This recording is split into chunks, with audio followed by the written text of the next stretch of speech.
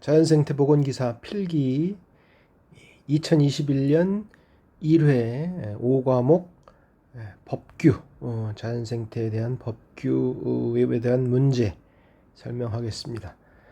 법규 부분이 요즘에는 이 5과목이 없어졌긴 없어졌지만 4과목에 한 20문제 중에서 한 12~13문제 정도 이렇게 평균 나오는 것으로 되어 있습니다.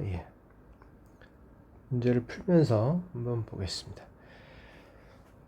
81번 다음은 자연환경보전법상 생태자연도에 대한 설명이다.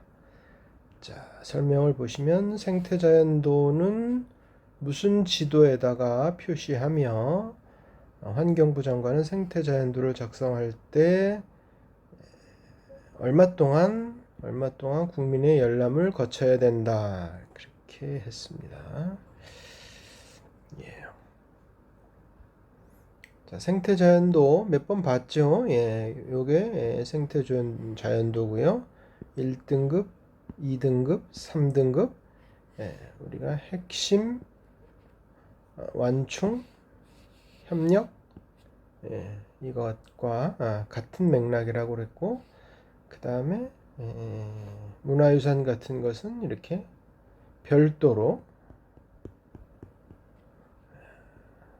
별도의 지역을 지정한다 그랬습니다. 생태자연도는 1대 25,000 이상에 해당하는 축척에다가 표시를 하는데, 지금 이 지도는 1대 25,000 국가기본도죠. 국가기본도 1대 25,000과 1대 5만 지형도가 있는데 여기다가 표시를 했고요. 기초 자료로서는 식생도, 식생보전 등급, 자연환경조사보고서, 야생생물 실태조사보고서가 있습니다. 25,000분의 1이고 이상이고, 요런 것은 그냥 그 행정적인 감각으로 푸시면 좋겠습니다. 뭐 이거 다 외우면 좋겠지만 그러기 힘들기 때문에 일주일이면 조금 너무 열람하는 기간이 적은 느낌이 들죠. 그래서 14일 이상. 다음 82번 자연공원법상 용도지구, 문화재보호법에 따라 지정문화재를 보유한 전통사찰보존지 중 문화재 보존에 필요하거나 불교에 대한 여러가지 사업이죠. 시설 설치 지역, 지난 시간에도 했나요? 자연공원을 구분할 때는 공원 자연보존지구, 공원 자연환경지구, 공원 마을지구, 그 다음에 조금 아까 봤던 이거에서 이 별도와 비슷한 기능을 하는 것으로 공원 문화유산지구 있죠. 여기도 생태자연도로 치면 여기는 1등급 핵심, 2등급 완충, 3등급 협력 혹은 전이에 해당하는 그런 곳이고요. 그래서 여기는 아주 그 생태적으로 중요한 것들을 보존하는 그런 곳이어야 되고요. 지금은 이제 이거를 물어봤죠. 이거를 문화유산이나 불교 절 같은 것을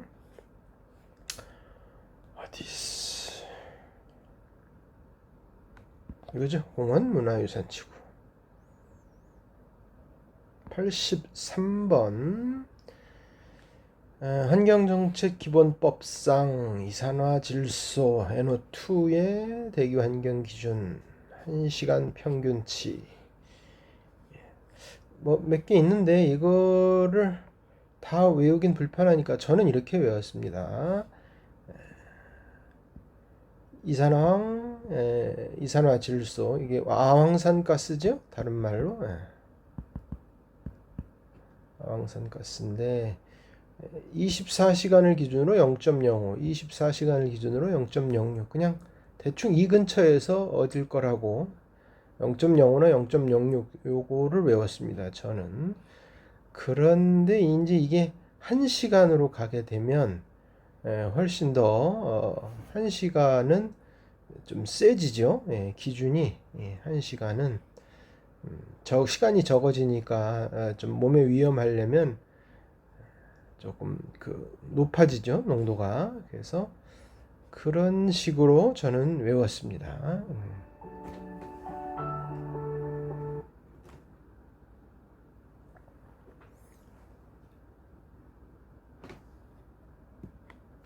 그래서 다 외우면 좋지만 이렇게 약간 요령을 가지고 이렇게 어떤 것은 외우고 어떤 것은 이렇게 감각으로 이렇게 시간이 줄어들면 24시간일 때와 1시간일 때 기준이 다르니까 오존 같은 경우는 24시간이 없고 8시간이 있습니다.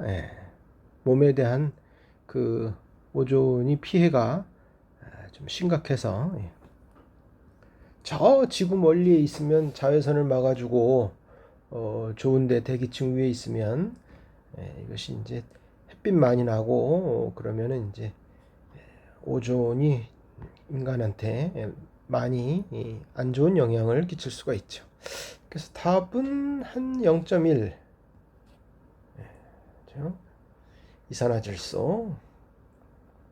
그래서 저는 이산화질소와 아황산가스 24시간을 중심으로 암기를 했다. 여러분들도 참고를 하시면 좋겠습니다. 84번 백두대간 보호에 관한 다음 내용 적합한 용어. 백두대간이란 저 북한의 백두산에서 시작돼서 휴전선 부근의 금강산, 휴전선 바로 위에 있죠. 설악산, 태백산, 소백산을 거쳐서 소백산부터는 소백산맥이죠. 그 다음 이제 그 설악산과 쌍두마차인 이제 지리산으로 이어지는 큰 줄기를 말하며 백두대간 보호지역이란 백두대간 중 특별히 보호할 필요가 있다고 인정되는 법에 따라 이건 전부 산이니까 산림청장이죠. 지리산. 우리나라가 남한이 이렇게 생겼다고 가정하면 저 북한에서부터 태백산맥이 이렇게 내려오고요. 그 다음에 중간에 이렇게 되는데 이 부분 지리산은 뭐 한 이쯤 있겠죠. 설악산은 한 이쯤에 있고요. 다음 자 85번은 아마도 과거의 법령 개정이 많이 돼서 옛날 법령인데 정답은 연 1회로 되어 있습니다. 신경을 안 쓰셔도 될 것 같습니다. 그 다음 86번도 한 번 한 것 같습니다. 86번 국토기본법상 국토계획에는 어떤 것들이 있느냐. 두세 번 설명한 기억이 있는 것 같은데 국토계획에는 우리나라 국토를 가장 넓게 계획한 국토종합계획, 그 다음에 한 두세 개 정도의 시도를 묶은 초광역권 계획, 그 다음에 도종합계획, 그 밑에 시군 종합계획, 이렇게 이제 지역을 그 단위별로 등급별로 이렇게 지역이 점점 낮아지는 이런 모양이고, 그 다음에 요거와는 별도로 지역 계획이 있고요. 특별한 지역, 이런 이제 전국의 그 등위가 낮아지는 뭐 이런 게 아니라 특별한 지역 이런 것 같은 것들이죠. 그다음에 부문, 어떤 특별한 주제, 수자원, 에너지 이런 주제에 대해서 국토 계획을 세울 수가 있습니다. 그래서 우리나라 국토 계획은 이렇게 6개. 국계법에 있는 광역도시계획은 조금 다르다 이렇게 얘기를 했었죠. 이런 것들이 있다. 그래서 부문별 계획, 지역 계획 있고 있고 도종합계획, 시군종합계획, 그 위로 올라가면 초광역계획, 국토종합계획이 있고 요거는 요런 건 없다. 국토기본법에 나와 있는 내용이었습니다. 자연환경보전법상 용어, 이런 개념, 용어, 정의 이런 문제가 굉장히 잘 나오는데요. 다행스럽게도 그렇게 어렵지가 않고 공부를 하면 할수록 효과가 있습니다. 그래서 또 제가 비교적 정리를 해 놨는데 핵심어를 굵은 글씨를 처리를 해 놨습니다. 자연환경이라는 것은 생물과 둘러싸고 있는 비생물, 생물, 비생물 포함한 자연의 상태, 자연의 상태가 자연환경이고요. 자연 생태는 생물이 생활하고 있는 모든 현상, 생물이 생활하고 있는 것.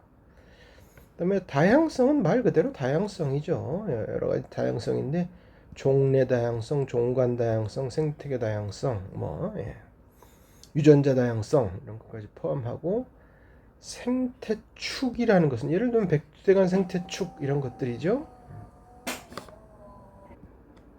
그래서 연속성, 생태계 기능이 연속성을 위해서 지역을 연결한다. 생태계 지역을 연결한다.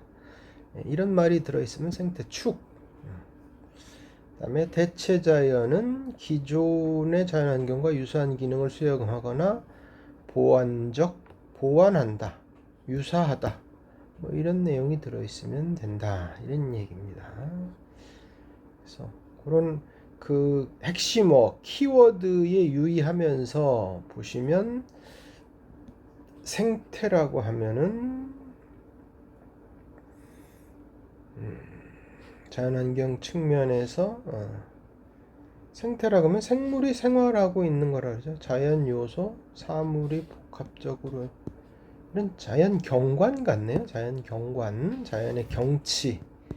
제가 여기다가 자연 경관을 집어넣는다는 것이 자연 환경을 집어넣네요.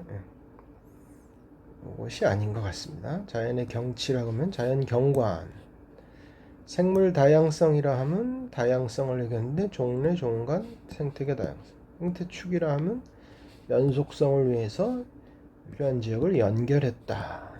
그렇죠? 대체 자연이라는 유사한 기능, 보완적 기능, 그렇죠? 그런 식으로 공부를 하시면 될 것 같고요. 88번 법령상 생물다양성 법상 생태계 교란 생물은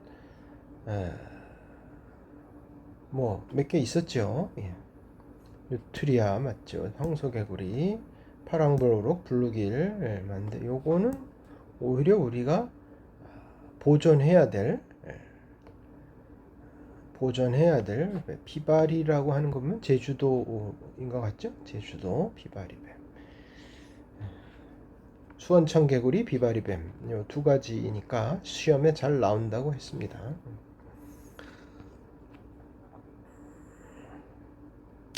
그다음에 비교적 쉬운 문제였고요.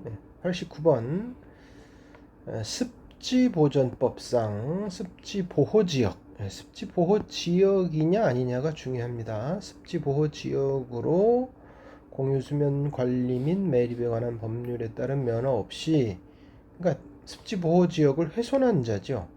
그래서 요런 우리 자연생태 보건 기사에 나오는 것들은 3년 이하 징역 3천만 원 이하의 벌금을 기준으로 해서 요게 기준이 된다. 요거가 상당히 많이 나오는 거다. 요걸 생각하시고 그거보다 약하냐 세냐 요거를 생각을 하시면 되겠습니다.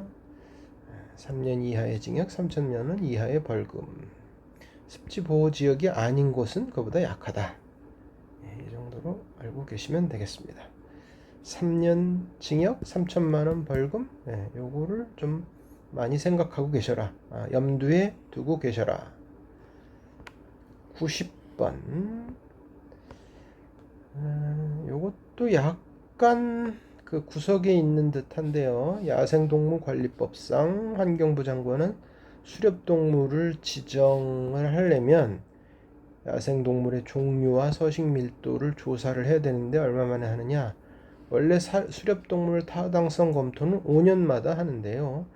그 시행령에 보면은 그거를 위한 기초조사, 종류 및 야생동물의 종류 및 서식 밀도는 2년마다 하도록 되어 있습니다. 뭐 알아두시면 좋고 약간 구석에 있는 문제입니다. 91번 국토기본법에 명시된 환경친화적 국토관리를 위하여 국가 및 지방자치단체가 해야 할 일로 아닌 것은 1번 국토에 관한 계획이 사업 수립을 진행할 때는 자연환경과 생활환경에 미치는 영향을 사전에 고려해야 하며 환경에 미치는 부정적인 영향이 최소화할 수 있도록 좋은 것 같습니다. 이런 문제는 누가 문제를 잘 읽고 끝까지 잘 읽고 파악을 하느냐. 2번 국토의 무질서한 개발을 방지하고 국민 생활에 필요한 토지를 원활하게 공급하고 토지 이용에 관한 종합적인 계획을 세우고 국토 공간을 체계적으로 관리하고 뭐 다 좋은 얘기 같죠? 산, 하천, 호수, 늪, 연안, 해양으로 이루어지는 자연생태계를 종합적으로 관리하고 좋은 얘기고요. 훼손된 자연생태계를 복원하기 위한 종합적인 시책 괜찮은 것 같습니다. 좋죠? 국제교류가 활발히 이루어질 수 있는 국토 여건을 뭐 이럴 필요까지는 국토기본법에서 국토기본법에서 이럴 필요까지는 없지 않을까.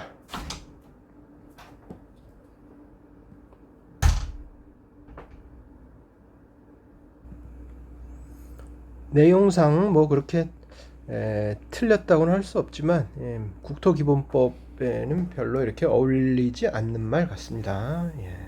4번 다음 92번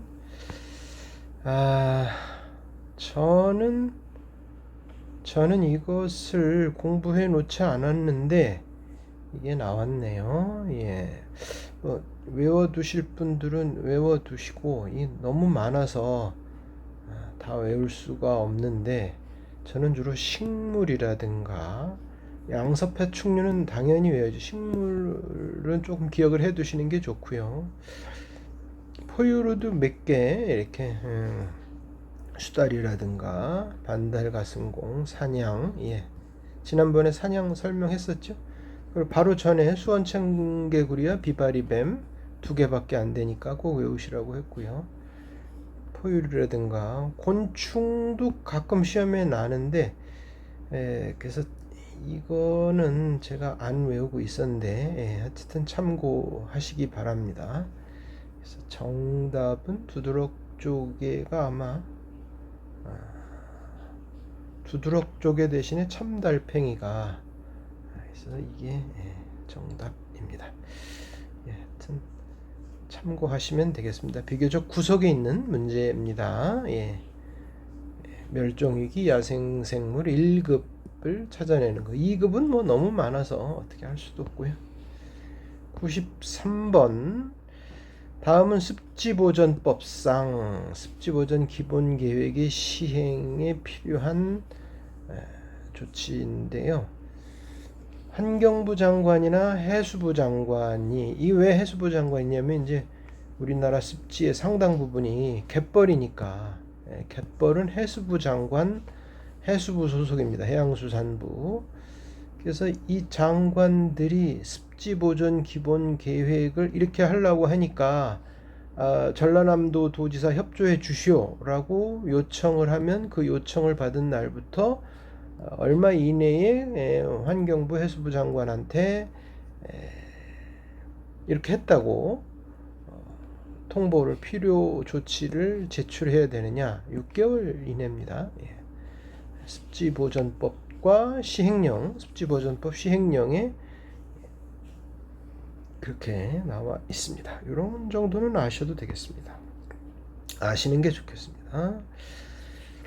그 다음에 94번 국토계획법, 국계법에서 정하고 있는 용도구역. 드디어 용도구역이 나왔습니다. 예, 용도지역, 전국토죠. 용도지역, 용도지구는 한 10개쯤 된다고 말씀드렸습니다. 그거 말고 또 용도구역이 있는데 당연히 전국토가 아니고요. 용도지역만 전국토죠. 4개. 도시, 농림, 자연환경 보전, 관리 이렇게 4개고요. 지금은 용도 지역을 얘기한 겁니다. 방금 얘기한 건 4개. 용도 구역으로 제일 유명한 것은 개발 제한 구역이죠. 구역으로 끝납니다. 전부. 구역으로 끝나고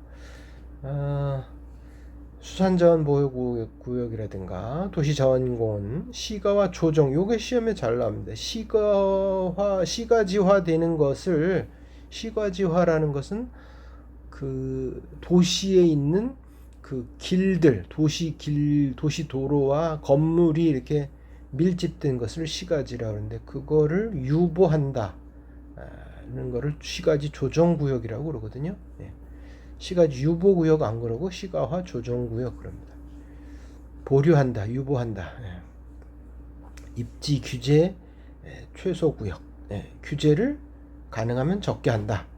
뭐가 들어서는데, 공장이나 무슨 이런 시설물이 들어서는 게, 입지라는 건 들어선다 이런 얘기죠. 로케이션. 그래서 개발 제한 구역, 수산자원 보호 구역, 시가와 조정 구역 이런 게 조금 유명하고요. 이런 건 없습니다. 용도 구역에 대해서 설명하겠습니다.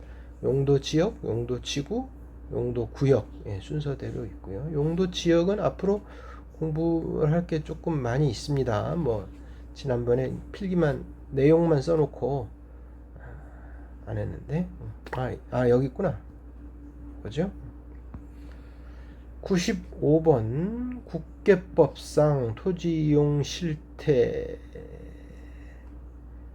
특성 및 장래 토지이용 방안으로 구분한 국토의 용도지역. 드디어 용도지역이 나왔습니다. 용도지역은 전국토를 이렇게 4개로 나눴습니다. 이렇게 도시, 농업, 그 다음에 보존해야 될 곳, 산지 같은데 자연환경 보전, 그 다음에 요거는 특별한 관리가 필요한데 준도시, 준농림 뭐 이런 데라고 생각하시면 됩니다. 조금 특별한 관리가 필요한 것, 전국토를 이렇게 나눠 놨고요. 도시 관리, 농림 이런 건데 지금은 요거에 대한 내용이 아니라서 설명을 안 하는데, 요거 나중에 설명을 하겠습니다. 일단 요거가 있다. 도시, 외우는 방법은 도시 아니면 농촌이죠.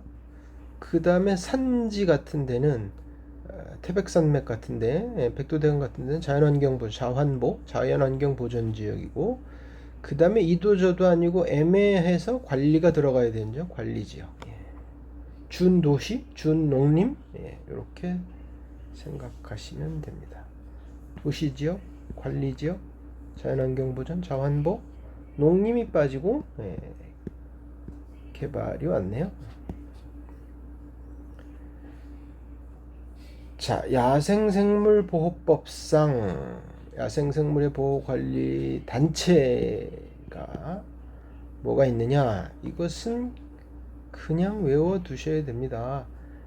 야생생물보호법에 아예 이런 단체가 있어야 된다고, 야생생물관리협회라는 이 법정단체입니다. 법정단체.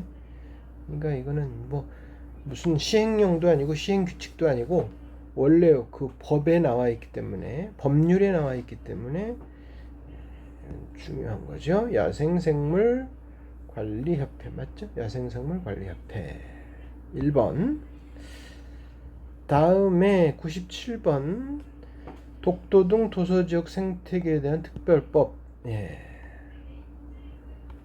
저는 도서특별법 그럽니다. 뭐 독도특별법 그래도 되지만 도서특별법 그렇게 약칭을 쓰는데, 무엇은 사람이 거주하지 않거나 극히 제한된 거의 거주하지 않는데 생태계나 지형이나 지질이나 자연환경이 우수한 섬, 도서는 특정 도서. 요거는 이제 요 법에 그대로 요 법조문을 그대로 옮겨 놓죠. 그래서 그걸 특정 도서라고 한다. 98번 자연공원법상 공원구역에서 공원관리청의 허가를 받아야 하는 것이다. 그게 아닌 것은 가축을 놓아 먹으려면 허가를 받아야 되고, 동물을 잡으려면 허가를 받아야 되고, 건축물을 신축 중축할 때 그래야 되고, 야생생물을 잡기 위해서 화약, 덫, 올무, 덫이 이게 맞나요? 함정 설치하거나 뭐 이건 말이 안 되죠. 이거는 뭐 허가를 해줄 리도 없고 허가 안 해주 뭐 허가 사항도 아니고 절대 해서는 안 되는 그런 내용입니다. 99번 환경정책기본법상 생태 기반 해수 수줄이 있는데 이것도 약간 구석에 있는 내용입니다. 23 이하이면은 1등급 매우 좋음이고요. 한 40 정도 되면은 3등급 보통, 60이 넘어가면 5등급 아주 나쁨, 3등급을 골라라 하면은 40 전후, 40겠네요. 예. 이것도 좀 구석에 있는 문제입니다.